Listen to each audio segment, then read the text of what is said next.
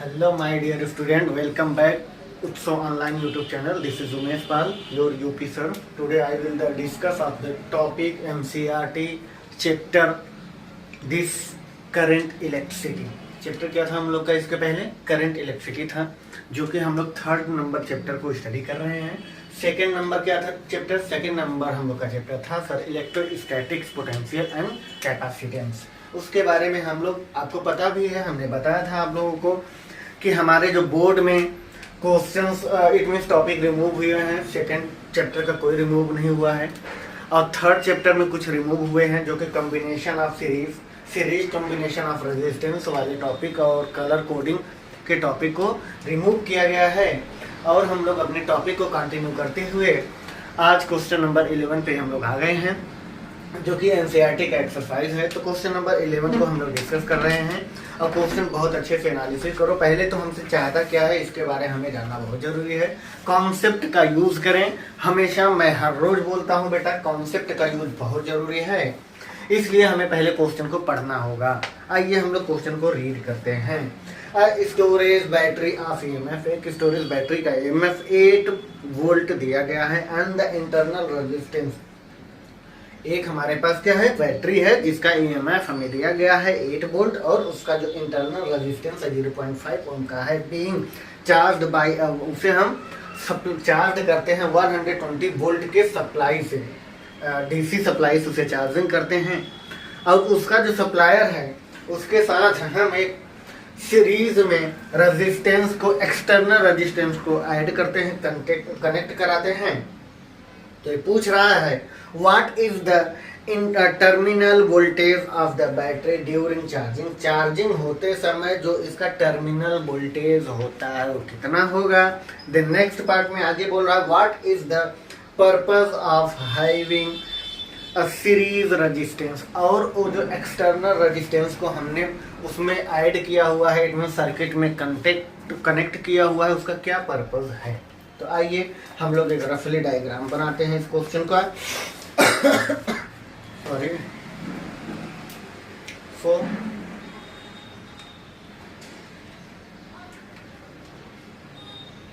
Yes this question number 11 number question हमें क्या दिया गया है, हम लोग देखते हैं क्या क्या हमें दिया गया है। हमें दिया गया है ईएमएफ दिया गया है बेटा, कितना, 8 वोल्ट का ईएमएफ है। और क्या दिया गया है, और हमें दिया गया है सर इंटरनल रेजिस्टेंस दिया गया है R = 0.5 ओम, और हम इसे सप्लाई दे रहे हैं डीसी सप्लाई 120 वोल्ट का, इसे हम डीसी सप्लाई दे रहे हैं 120 वोल्ट का। और इसी सर्किट में हम एक्सटर्नल रेजिस्टेंस को सीरीज कॉम्बिनेशन में ऐड करते हैं, इट मींस कांटेक्ट कराते हैं। इसकी वैल्यू दिया गया है 15.5 ओम, 15.5 ओम का है। तो हम इसका रफली डायग्राम बनाते हुए क्वेश्चन को डिस्कस कर रहे हैं। तो क्वेश्चन का रफली डायग्राम इस तरह से हम लोग क्या कर रहे हैं, डिस्कस कर रहे हैं। यहाँ पे सीरीज में एक external resistance, then this is the DC supply, this supply is 120 volt, this is the EMF volt is 8 volt, and this is the internal resistance is 0.5 ohm, and this potential is the terminal potential V. This is the external resistance is equal to 15.5 ohm, कितना, 15.5 ohm। Okay, अब हमें निकालना क्या है, हमें निकालना है terminal potential निकालना है, और इस रेजिस्टेंस का क्या पर्पस है इस सर्किट में, कौन से चार्जिंग के सर्किट में। ओके, यही हमको डिस्कस करना है। तो आइए हम लोग क्वेश्चन को सॉल्व करते हुए आगे चल रहे हैं। पहले हमें पता होना चाहिए चार्जिंग जब हम क्या वोल्टेज टर्मिनल निकालते हैं तो चार्जिंग के समय पे कितना होता है बेटा, इसे हमें जानना चाहिए। क्या जानना चाहिए, जब हम potential it means DC supply दे करके इस सर्किट को चार्ज करते हैं, इट मींस 8 वोल्ट वाले बैटरी को जब हम चार्ज करते हैं तो उसका जो चार्जिंग का टर्मिनल पोटेंशियल होता है वो कितना होता है। ठीक है, तो हमारा क्या होता है, EMF प्लस IR के इक्वल होता है। और डिस्चार्जिंग में क्या होता है बेटा, डिस्चार्जिंग में होता है सर EMF माइनस IR होता है। ठीक, ये होता है, ये डिस्चार्जिंग का है, ये चार्जिंग का है। अब हमें पता है, हमें क्या पता है, हमें पहले करंट निकालना होगा, तब हम इसमें वैल्यू को पुट करेंगे। जैसे यहाँ पे हम terminal potential is equal to EMF 8 plus I current हमें नहीं दिया गया है, करंट पहले निकालेंगे, देन R की वैल्यू 0.5। हम लोग करंट की वैल्यू निकालने के लिए I equal to potential due to supply of DC current 120 minus this is the EMF is A divided by R plus small capital R plus small r. Capital R is a external resistance plus internal resistance. 15.5 plus 0.5. This is the result of this value. Its current is a 7 ampere. That the value put of this equation is the internal potential. That is the internal potential is equal to 8 plus 7 into 0.5. This value is 8 plus 3.5. Then the total internal potential is equal to 11.5 volt. This is the answer of this question number 11. Okay, ये आपका answer हो गया question number 11 का। आप यही discharging में पूछता तो आप यही करंट की वैल्यू यहाँ पर माइनस करके सॉल्व कर लेते, मतलब 8 में से 3.5 को माइनस करते 4.5 आंसर आ जाता डिस्चार्जिंग के समय पे। क्या इंटरनल पोटेंशियल आ जाती। ओके, डिस्चार्जिंग जब ये डिस्चार्ज होता तब जब चार्जिंग हो रहा है तो इतना होगा। ओके, ये आपका आंसर हो गया। अब इसमें बोल रहा है सेकंड पार्ट, इसमें बोल रहा है कि इस आर का, इट मीन्स जो हम सीरीज में एक्सटर्नल रेजिस्टेंस को कनेक्ट कराए हैं किस सर्किट में, चार्जिंग के सर्किट में, इसका क्या पर्पज है, रूल क्या है। तो हम लोग कहते हैं in the sense of external resistance, ध्यान से सुनना, इन the sense of external resistance is the charging current will be very, आप कह सकते हो लिमिटेड या वेरी लार्ज। जैसे फॉर एग्जाम्पल या आप इसे एज इट इज वैल्यू के सेंस में भी ले सकते हो। जैसे हम लोग कह सकते हैं in the sense of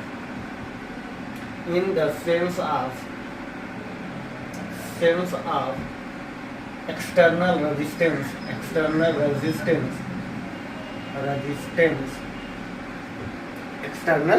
resistance charging due to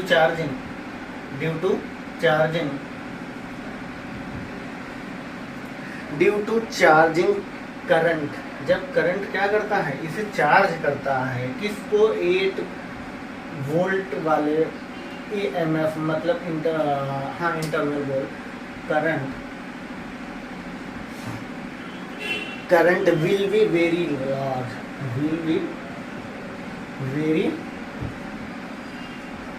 large.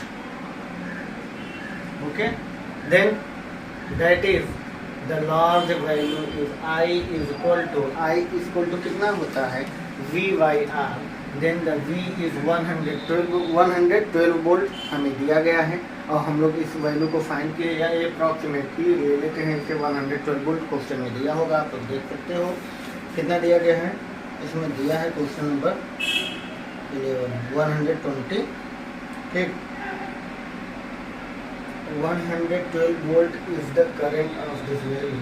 This 7 की वैल्यू, इट मीन्स ये जो करंट की वैल्यू आई हुई है हम किस में रखेंगे, हम इसे V इक्वल टू IR में रख करके इसे सॉल्व करते हैं। 112 डिवाइड बाई 0.5 से डिवीजन कराते हैं और ये हमारा जो वोल्टेज आ जाता है, इट मीन्स आप कह सकते हो 120 माइनस 8 ओम वोल्टेज को आप माइनस करोगे तो आपको मिल जाएगा V, और V की वैल्यू आप यहाँ पे पुट करोगे, then divide by this is the internal resistance of 0.5 ohm and then आप इसे डिवीजन कराओगे तो आपकी वैल्यू आ जाएगी, कितना आएगी, 224 ampere. This is the value of very large. Then इसी को लिमिटेड करने के लिए, देन द करंट को लिमिटेड करने के लिए हम एक्सटर्नल रेजिस्टेंस को ऐड करते हैं। इट मीन्स करंट को क्या करता है, करंट को लिमिटेड करने के लिए हम क्या करते हैं, हम एक एक्सटर्नल रेजिस्टेंस को लगाते हैं ताकि वो करंट लिमिटेड करंट ही भेजे जितना इसको ज़रूरत है। ओके, इस तरह से हम इस क्वेश्चन को सॉल्व करते हैं। या तो आप लिख सकते हो use of external resistance, use of external resistance, use of external resistance is charging current limited. Resistance is charging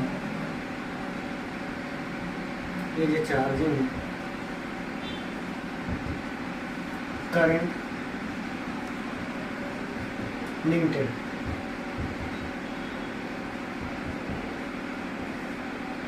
ताकि चार्जिंग करंट लिमिटेड हो। ठीक है, इसलिए हम एक्सटर्नल रेजिस्टेंस का क्या करते हैं, यूज करते हैं। इसका यही पर्पज है, इसका यही पर्पज है, किसका, एक्सटर्नल रेजिस्टेंस का। ये आपका क्वेश्चन नंबर 11 हो गया, बहुत ईजी था, आप क्वेश्चन को समझ चुके होंगे। आइए क्वेश्चन नंबर हम नेक्स्ट इक्वेशन की तरफ चलते हैं। तो आप लोग इसे पॉज करके कॉपी करें और क्वेश्चन बहुत अच्छे से करते रहें, क्योंकि क्वेश्चन की जो सेंस, इट मीन सेंस है, जो ये कहना चाहता है, हमें पहले उसे समझना है। वो कहना यही चाह रहा है कि हमें इस सर्किट में इट मीन 8 वोल्ट वाले बैटरी को क्या करना है, चार्ज करना है, जबकि हमें एक्सटर्नल इंटरनल रेजिस्टेंस उस बैटरी का दिया गया है 0.5 वोल्ट। अगर हम उसे डीसी सप्लाई 120 वोल्ट से चार्ज करें तो उसे चार्ज करने के लिए हम एक रेजिस्टेंस का यूज करते हैं, एक्सटर्नल रेजिस्टेंस का। उसका क्या पर्पस है इस सर्किट में, अब किस तरह से इसका पोटेंशियल टर्मिनल, इस टर्मिनल की पोटेंशियल कैसे हम डिफाइन करेंगे। ओके, तो आप लोग यहाँ तक कॉपी करें। नेक्स्ट क्वेश्चन हम लोग देखते हैं बेटा। आइए चलिए हम इरेज करते हैं। तो आपकी कंटिन्यूटी जो है क्वेश्चन को लेकर के पर्पस हमेशा आपका राइट वे में होना चाहिए, और आप कुछ न कुछ उस पॉइंट ऑफ व्यू से सीखते रहें, क्योंकि जो एडिशनल क्वेश्चन है वो बहुत मज़ेदार क्वेश्चन है, हमने देखा है अभी तक। हम चाहते हैं कि आप क्वेश्चन को कंटिन्यू रखें, और आपका एग्ज़ाम आपके सामने है। मैं नीट के एग्ज़ाम होने से पहले नीट में आए हुए जो प्रीवियस ईयर के क्वेश्चंस हैं उन्हें करा देंगे, जो एनसीईआरटी से रिलेटेड हैं। क्वेश्चन नंबर 12 पे आते हैं हम लोग। क्वेश्चन नंबर 12 क्या कह रहा है, देखिए क्वेश्चन नंबर 12 कह रहा है बेटा, in a potentiometer arrangement a cell of EMF 1.25 volt given a balance of point at 35 centimetre length of this wire, if the cell is replaced by another cell के द्वारा रिप्लेस किया जाता है, and the balance point 63 centimetre के साथ balance करते हैं, what is the EMF of the second cell. तो हमें पता है, और इसका जो रेशियो होता है हमें पता है बहुत अच्छे से। क्या पता है सर, हमारा जो EMF 1 या EMF 2 रेशियो EMF 1 या EMF 1 की वैल्यू कितना दिया गया है, हम लोग देख लेते हैं। EMF 1 की वैल्यू दिया गया है 1.25 वोल्ट, और बेटा EMF 1 दिया गया है, उसका लेंथ दिया गया है कितना, 35 सेंटीमीटर दिया है, 35 सेंटीमीटर दिया है। EMF 2 हमें निकालना है, EMF 2 हमें निकालना है, L2 हमें दिया है, कितना दिया गया है, 63 सेंटीमीटर। और हमारा जो रेशियो होता है वो कितना होता है, EMF 2 ratio EMF 1 equal to length 1 by length 2। ठीक है, length 1 by length 2 by length 1। ठीक है, ratio of this and this. अब आप क्या करोगे, अब आप यहाँ पर वैल्यू पुट करोगे, EMF 2 डिवाइड बाई EMF 1 की वैल्यू दिया गया है 1.25 सॉरी इक्वल टू L2 की वैल्यू कितना दिया गया है, 63 डिवाइड बाई 35। देन हम इसे सॉल्व करते हैं 9, 5, और इसे मल्टीप्लिकेशन में लेके जाते हैं, E2 इक्वल टू 9, 5 मल्टीप्लाई 1.25, और हम इसे फर्दर सॉल्व करते हैं तो हमारी वैल्यू आ जाती है, कितना आ जाएगा जल्दी बताएं, 2.25 this is the EMF of second. This is answer of this question number 2। ठीक, ये कह रहा है कि अगर आपको एक EMF दिया गया हो और इससे एक लेंथ वायर L के साथ इसे हम क्या करें, कनेक्ट कराए रहें, अगर हमें इसे रिप्लेस करना हो और हम वायर के लेंथ को बढ़ा देते हैं तो इसका जो पोटेंशियल इट मीन्स EMF होगा वो कितना होगा हमें रिप्लेस करने के बाद वही हम निकालेंगे, ठीक है। तो इसलिए तो रेशियो से जनरल सा क्वेश्चन था आ गया, तो आप लोग यहाँ तक इसे पॉज करके कॉपी कर लीजिए। नेक्स्ट क्वेश्चन पे हम लोग चलते हैं, क्वेश्चन नंबर 13 देखते हैं। तो आप लोग इसे पॉज करके कॉपी कर चुके होंगे, क्वेश्चन नंबर 13 की तरफ हम लोग चल रहे हैं। बेटा थोड़ी सी मौसम चेंज हुआ है इसलिए आवाज़ में थोड़ा प्रॉब्लम है, तो आप लोग अपने मोबाइल के वॉल्यूम को बढ़ा सकते हो, बहुत सारे डिवाइसेस को कनेक्ट करा सकते हो और कंटिन्यू लेक्चर को ज़रूर देखते रहो, क्योंकि आपकी कंटिन्यूटी ही हमारे लिए काफ़ी है। और क्वेश्चन नंबर 13 जो कि बहुत प्यारा क्वेश्चन है ये भी, क्वेश्चन नंबर 13 भी। आइए हम लोग रीड करते हैं question number 13।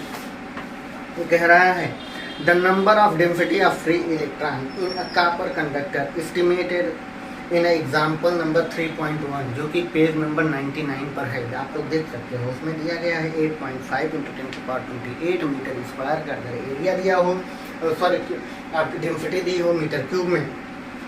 How long does electron take a drift from, मतलब ड्रिफ्ट वेलोसिटी निकालनी पड़ेगी पहले आपको। 1 inch of wire is 3 metre along to the another end. The area of cross section of the wire is 2.2 × 10⁻⁻6 metre square and it's the carry of the current is I। दिया गया है सारी value और आपको बस value को solve करना है। 13 नंबर क्वेश्चन में देखिए हमें क्या दिया गया है, नंबर ऑफ इलेक्ट्रॉन दिया गया है, n इक्वल टू दिया गया है कितना बेटा, n इक्वल टू दिया गया है 8.5 × 10⁻28 8.5 × 8.5 इंटू 10⁻28 मीटर क्यूब पर मीटर क्यूब। ये हमें डेंसिटी दिया है ना जी, ये हमें क्या दिया गया है, मीटर क्यूब में क्या होता है डेंसिटी ही तो होती है। अच्छा फिर वहाँ हम क्वेश्चन से लेते हैं, ठीक है। आइए नेक्स्ट आगे क्या दिया गया है, पर मीटर क्यूब, ओके। और हमें दिया गया है लेंथ दिया गया है 3 मीटर का हमें लेंथ दिया गया है। और क्या दिया गया है बेटा, और हमें दिया गया है सर एरिया दिया गया है। एरिया कितना दिया गया है, एरिया दिया गया है सर 2 × 10⁻⁻6 2 × 10⁻⁻6 मीटर स्क्वायर। और क्या दिया गया है सर, और हमें करंट दिया गया है 3 एम्पियर का, करंट दिया गया है 3 एम्पियर का। और क्या दे दिया गया है, आपको पूछ रहा है टाइम ऑफ फ्री इलेक्ट्रॉन। किसी इलेक्ट्रॉन जब वो ड्रिफ्ट वेलोसिटी में इलेक्ट्रॉन मूव करता है तो उसका फ्री इलेक्ट्रॉन की टाइम क्या होती है, उसको निकालने के लिए हमारा फॉर्मूला है T equal to, we know that हम जानते हैं, T इक्वल टू क्या जानते हैं बेटा, T equal to I by drift velocity, ये होती है ना जी, हाँ यही होता है सर, हाँ L by drift velocity, L by drift velocity. तो पहले हमें क्या निकालना होगा, पहले हमें ड्रिफ्ट वेलोसिटी निकालना होगा। तो ड्रिफ्ट वेलोसिटी निकालने के लिए हमें एक फार्मूला पता है, क्या पता है sir, I is equal to, फार्मूले का यूज़ कम करें, कॉन्सेप्ट का यूज़ ज़्यादा करें। I equal to number of electron into area, यही होता है ना, into area into drift velocity, into area into drift velocity. आप क्या करो, ड्रिफ्ट वेलोसिटी निकालना हो इसे डिवीजन करा दो, मतलब drift velocity equal to I by NE सारी वैल्यू को पुट करो और आप लोग वैल्यू को सॉल्व करेंगे। तो ड्रिफ्ट वेलोसिटी की जो वैल्यू आएगी, I की वैल्यू हम लोग देखते हैं 3 एम्पियर डिवाइड बाई N की वैल्यू 8.5 इंटू 10⁻28 इंटू 1.6, एक इलेक्ट्रॉन की value into 10⁻⁻19, then divide by area कितना दिया गया है 2 इंटू 10⁻6 मीटर स्क्वायर। और हम फर्दर इसे सॉल्व करते हैं तो हमारी जो वैल्यू आती है ड्रिफ्ट वेलोसिटी की जो हमारी वैल्यू आती है, आप इसे सॉल्व करोगे तो कितना आएगा, हम इसे जनरली मोटा रख लेते हैं। इट मीन्स रफली 3 × 10⁻³ सारे ऊपर से जाएंगे तो क्योंकि 19 और 6 कितना हो जाएगा बेटा, ये हो जाएगा 19 और 25 हो जाएगा। फिर 25 में से 28 को माइनस करोगे, +3 आएगा, +3 ऊपर जाएगा तो 10⁻³ हो जाएगा। और हम यहाँ पे इसे आइडेंटिटीज रखते हैं, 16 2 × 32, it means 8.5 into 3.2, this is the drift velocity. And हम यहाँ इसी वैल्यू में पुट कर देते हैं, तो हम यहाँ पे पुट करते हैं, क्या पुट करते हैं सर, हम यहाँ पे पुट करते हैं sir T equal to L की वैल्यू को रखते हैं 3 divide by, this is the drift velocity of value then denominator में हो जाएगा 8.5 इंटू 10 इंटू 3.2 इंटू 10 के पावर -3, ये हमारा डिनोमिनेटर में हो जाएगा। Then 3 into 10 to the power -3, 3 cancel, ये कितना हो जाएगा 8.5 into 3.2 into 10 to the power 3 plus 3 हो जाएगा ये टाइम। और इसे हम फर्दर सॉल्व करते हैं तो कितना आएगा, आप तो जल्दी करें, कैलकुलेशन बहुत अच्छे से रखें, कैलकुलेशन आपकी अच्छी होनी चाहिए। जी हाँ, आप कर चुके होंगे। तो हम नेक्स्ट क्वेश्चन की तरफ चलते हैं। 2.72 इंटू 10 के पावर 2.72 इंटू 10 के पावर, जल्दी बताएं कितना आया है। जी हाँ, आप तो कैलकुलेशन करते हैं 10 के पावर 4 सेकंड ना जी, 10 के पावर 4 सेकंड में आया है। इसे जब आप हावर में कन्वर्ट करोगे तो यार कितना आ जाएगा 2.72 into 10 to the power 4 divide by 3600। जब आप इसे सॉल्व करोगे तो आएगा 7.6 हावर, 7.6 हावर के हावर में आ जाएगा, ठीक है। 7.6 हावर में आंसर इसका आ जाएगा। This answer of this question is that. And इसमें क्या होगा, इसमें ड्रिफ्ट वेलोसिटी वेरी स्मॉल होगी। लार्ज टाइम होने के कारण ड्रिफ्ट वेलोसिटी क्या हो जाएगी, ड्रिफ्ट वेलोसिटी जो होगी वो वेरी स्मॉल होगी। मतलब इतनी drift velocity very small. Okay, drift velocity यहाँ पे क्या हो जाएगी, वेरी स्मॉल हो जाएगी, ठीक है।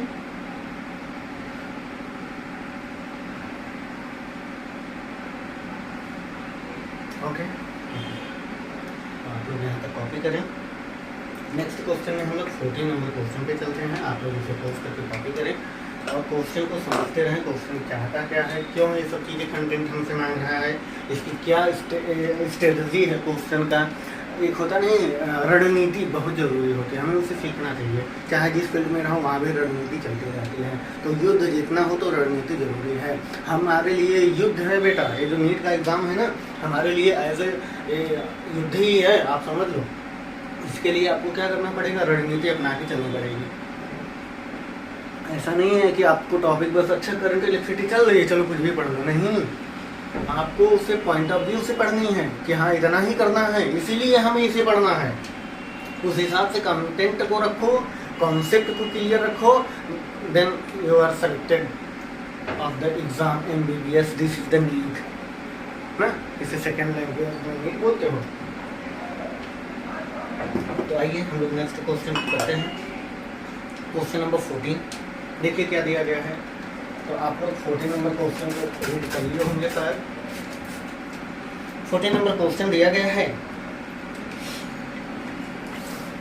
जो कि एडिशनल क्वेश्चन है। अच्छा आइए हम लोग, अच्छा एडिशनल प्यार है, बहुत प्यारा क्वेश्चन है बेटा एडिशनल क्वेश्चन।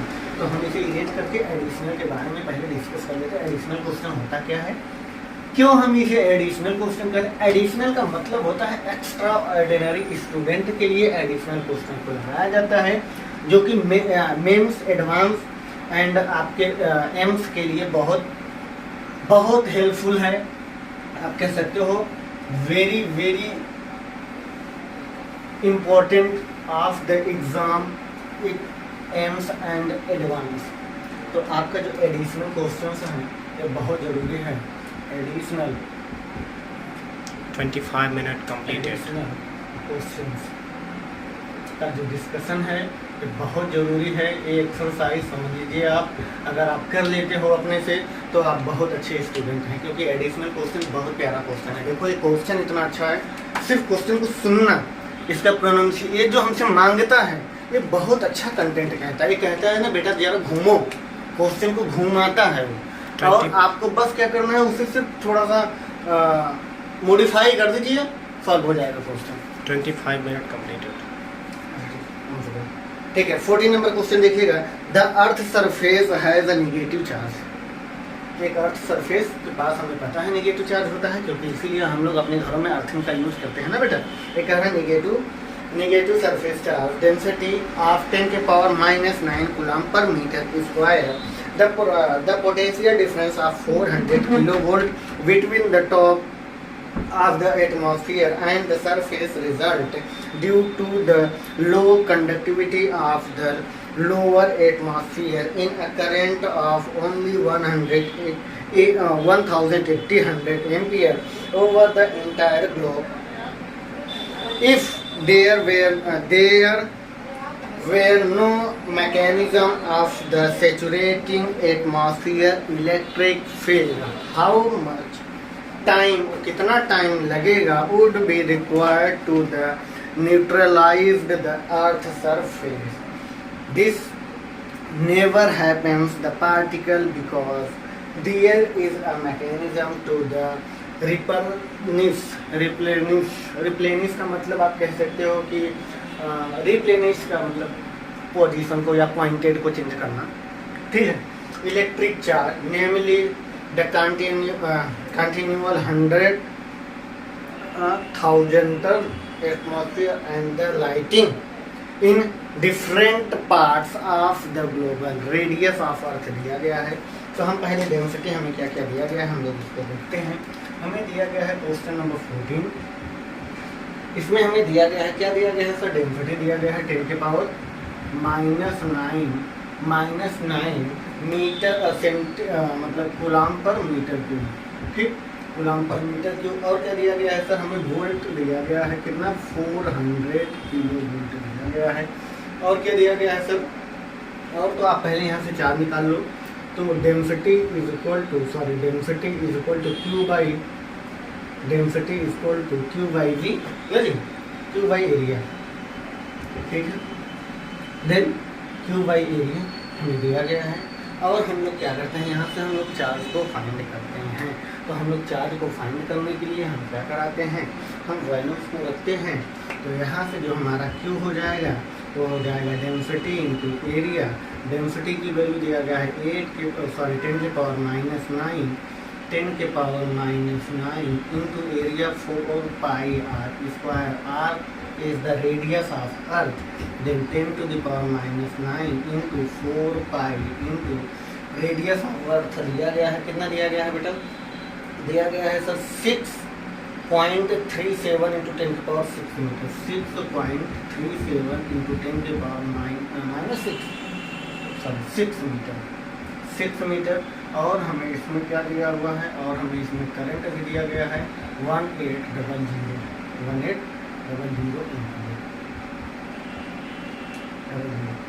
ठीक, इतना दिया गया है. और हम लोग यहाँ से सॉल्व करते हैं ना जी, यही दिया गया है जी हाँ, आर स्क्वायर. तो सर आप इसका स्क्वायर करें और देन आपको यहाँ से कूलाम में चार्जेस मिल जाएगा, इसकी यूनिट हो जाएगी कूलाम. अब आपको निकालना क्या है, अब हमें निकालना है sir this charge available to the अर्थ.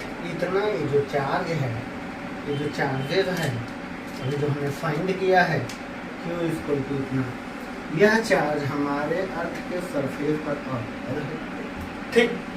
और वो भी चार्ज निगेटिव चार्ज है. अब ये कह रहा है आगे जो हमारा टाइम लगेगा करंट को क्या करने के लिए, क्वेश्चन में ही कह रहा है कि how much time would be required to the neutralized ना जी. तो न्यूट्रलाइज करने के लिए जो हमारा टाइम लगेगा I इक्वल टू हम लोग क्या रखते हैं Q by T then T equal to Q by I. और यहाँ पे Q और I की वैल्यू को पुट करते हुए हम लोग क्वेश्चन को सॉल्व करते हैं. तो हम लोग सॉल्व करते हैं T इक्वल टू Q की वैल्यू को रखते हैं 10 के power -9 into 4 pi into 6.37 into 10 के पावर -6 का square, then divide by I की वैल्यू 1800. और जब हम इसे सॉल्व करते हैं तो इसका जो रिजल्ट आता है 283 सेकंड आता है. टी की वैल्यू 283 सेकंड आता है. ये आपका आंसर हो गया क्वेश्चन नंबर 14. बस क्या करना था, कुछ नहीं, डेंसिटी दिया गया था, वोल्टेज दिया गया था जिसका कहीं यूज नहीं करना था। देन डेंसिटी का वैल्यू, हम डेंसिटी से चार्ज निकाल लेंगे, चार्ज आ जाएगा। तो हमें पता है न्यूट्रल होने के लिए कितना टाइम लगेगा, तो हम करंट से डिवीजन करा देंगे चार्ज को, और हमारा जो टाइम आएगा डिविलेशन, वही हमारा न्यूट्रलाइज्ड होने का इट मीन्स टाइम होगा। ओके, ये आपका क्वेश्चन नंबर 14 हो गया। अब आइए क्वेश्चन नंबर हम लोग 15 की तरफ चलते हैं। क्वेश्चन नंबर 15 को भी एक बार रीड कर लेते हैं। इसमें ए और बी तो पार्ट दिया गया है। ये कह रहा है 6 lead acid type secondary cell each of the EMF मतलब इलेक्ट्रोमैग्नेटिक फोर्स दिया गया है 2 volt and the internal resistance 0.015 ohm are the joint the series of the provided in supply to a resistance of 8.5 ohm. What is the current drawn from the supply and the terminal voltage को हमें find करना है। ठीक है, ये part. अब B part में क्या कह रहा है, a secondary cell after a long use has an EMF of 1.9 volt का दिया गया है and the large internal resistance of 380 ohm. What is the maximum current can be the draw from the cell? Could the cell derive the starting motor of the car? उस car के motor को start करने के लिए। तो आइए हम लोग आगे देखते हैं क्वेश्चन नंबर 15 का फर्स्ट पार्ट। तो आप लोग कॉपी कर चुके होंगे इस क्वेश्चन को। क्वेश्चन बहुत ईजी है और ये सब एडिशनल क्वेश्चन बहुत प्यारे क्वेश्चन होते हैं। यही सब है, घुमा दिया, अर्थ आ गया इसमें। अब कुछ बच्चे तो ग्रेविटेशन का फोर्स लगाने लग जाएंगे जिससे उनके सब डामाडोल हो जाएगा। तो हम चाहते हैं आप कम फार्मूले जानिए, कॉन्सेप्ट बहुत अच्छा रखो। जब आपका कॉन्सेप्ट क्लियर रहेगा तो आपको फार्मूले की जरूरत ही नहीं। फार्मूला कौन बनाता है? जिन्हें रटना रहता है। जिन्हें रटना नहीं रहता वो कॉन्सेप्ट बनाते हैं। तो आप कॉन्सेप्ट बनाइए, फार्मूला न बनाइए। आइए 15 नंबर में हमें क्या क्या दिया गया है इसे हम देखते हैं। 15 नंबर क्वेश्चन में हमें गिवन प्रॉपर्टी क्या क्या है। हमें दिया गया है सर EMF हमें दिया गया है, कितना वोल्टेज दिया गया है बेटा? EMF हमें दिया गया है 2 वोल्ट का दिया गया है। और क्या दिया गया है हमें सर? और हमें दिया गया है इस क्वेश्चन में internal resistance R equal to 0.015 ohm दिया गया है। यही दिया गया है ना? जी हाँ, यही दिया गया है। अब हमसे क्या पूछ रहा है? हमसे पूछ रहा है I equal to total EMF of the R plus total internal resistance. Total EMF of R plus total internal resistance is the small r. Okay, अब हम इसमें वैल्यू रखते हैं। टोटल EMF हमारा 6 EMF into R plus 6 small r। अब हम इसमें value को पुट करते हैं तो हमारी वैल्यू आ जाएगी 6 into 2 divide by capital R हमारा कितना दिया गया है बेटा? इसमें देख लो, दिया गया होगा 8.5 ओम दिया गया है ना। कैपिटल R हमें दिया गया है 8.5 ओम का दिया गया है। और हम इसमें रखते हैं 8.5 ओम और प्लस करते हैं 6 इंटू स्मॉल r की वैल्यू दिया गया है 0.015 ओम। और जब हम इसे मल्टीप्लाई कराते हैं 6 के साथ और इसमें ऐड करते हैं 8.5 के साथ बेटा, तो यहाँ से जो हमारी वैल्यू आती है, ओके जी हाँ, आप तो कर चुके होंगे। जी जल्दी बताएं कितना आया? जी हाँ सर, यहाँ पे आ रहा है 12 डिवाइड बाई 8.5 प्लस इसका मल्टीप्लाई कराएंगे तो कितना आएगा? जल्दी बताएं। इसका मल्टीप्लाई कराएंगे 0.09 आएगा। और जब हम इसे सॉल्व करते हैं तो हमारा I इक्वल टू आता है, कैलकुलेशन बहुत अच्छा रखें, आप इसे ऐड करेंगे तो इसे डिवीजन कराएंगे तो आपका आंसर आ जाएगा। पहले तो ऐड करोगे कितना आ जाएगा? ये आएगा सर 12 डिवाइड बाई 8.59 और हम इसका जब डिवीज़न कराते हैं तो ये आता है सर 8 बन जाएगा 1.4 एम्पियर। 1.4 एम्पियर आप कर सकते हो, 1.4 एम्पियर अप्रॉक्सीमेटली आएगा।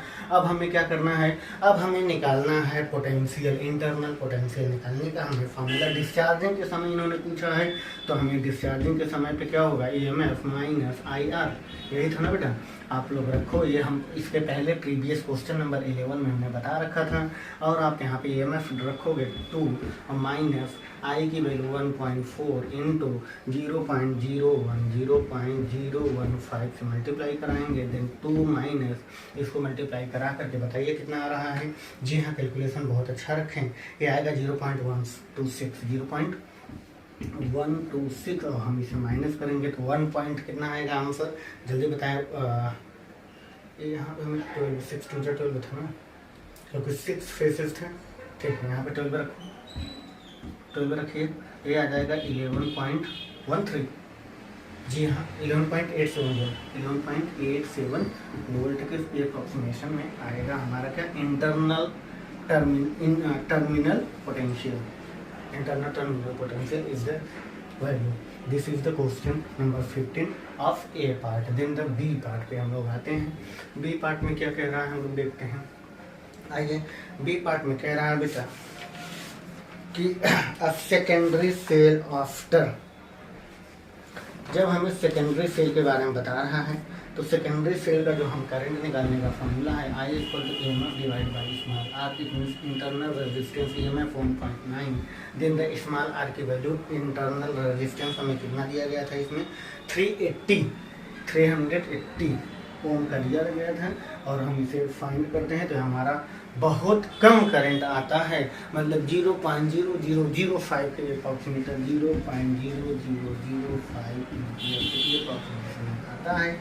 इसलिए स्मॉल करंट होने के कारण इसका जो क्या है बेटा, इसमें जो हमें सेल को मैक्सिमम करंट ड्रॉप कराने के लिए चाहिए था तो वो मोटर स्टार्टिंग नहीं होगा। ओके, यहाँ तक क्वेश्चन हो गया 0.005। ठीक, ये आपका आंसर हो गया क्वेश्चन नंबर 15। अब हम लोग आते हैं 16 नंबर क्वेश्चन, जो कि बहुत अच्छा क्वेश्चन है। 17, 18 ये सब सारे क्वेश्चन आपके लिए बहुत अच्छे क्वेश्चन हैं। आप लोग एक बार ट्राई करिएगा और एडिशनल क्वेश्चन जो ना आए आप लोग कमेंट बॉक्स में कमेंट करेंगे, हम इसका रिप्लाई करके क्वेश्चन को सॉल्व कराएंगे। नेक्स्ट लेक्चर में हम लोग स्टार्ट करेंगे 4th चैप्टर, जिसका नाम है मूविंग चार्ज एंड मैग्नेटिज्म। हमें पता है जब चार्ज मूव करता है, हम बताए थे चार्ज मूव करता है तो मैग्नेटिक फील्ड को जनरेट करता है। कैसे, हमने थोड़ा सा आपको इंट्रो दे रखा है, तो आइए हम इंट्रो दे ही देते हैं।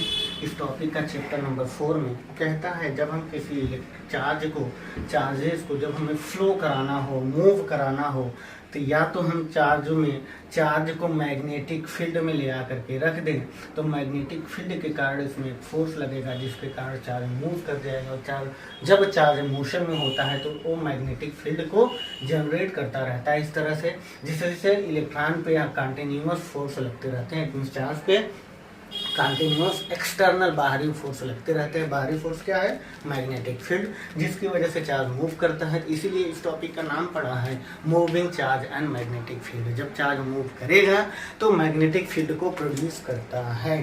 तो यहाँ से हमारा जो सेकेंड यूनिट स्टार्ट हो जाता है और हम लोग कल 4th वाले चैप्टर पे बात करेंगे, डिस्कस करेंगे। आज के लिए करंट इलेक्ट्रिसिटी में हम लोग पूरे टॉपिक मतलब पूरे न्यूमेरिकल को टच कर लिए हैं। जो external it means additional questions जो हैं आपको नहीं समझ में आएगा, जैसे combination series combination of resistance, जो कि बहुत अच्छे हैं, आप लोग उसे कर सकते हो। और हम लोग 4th चैप्टर के बारे में प्रॉब्लम्स की वजह से बायोलॉजी क्लास और कुछ प्रॉब्लम की वजह से आपकी बायोलॉजी की क्लास आज कंटिन्यू नहीं हो पाएगी और कल होगी, नहीं होगी, कल भी नहीं होगी। अच्छा, किसी कारणवश अभी बायोलॉजी की क्लास आपकी कंटिन्यू नहीं हो पा रही है, लेकिन फिजिक्स की क्लास कंटिन्यू ही रहेगी आपकी।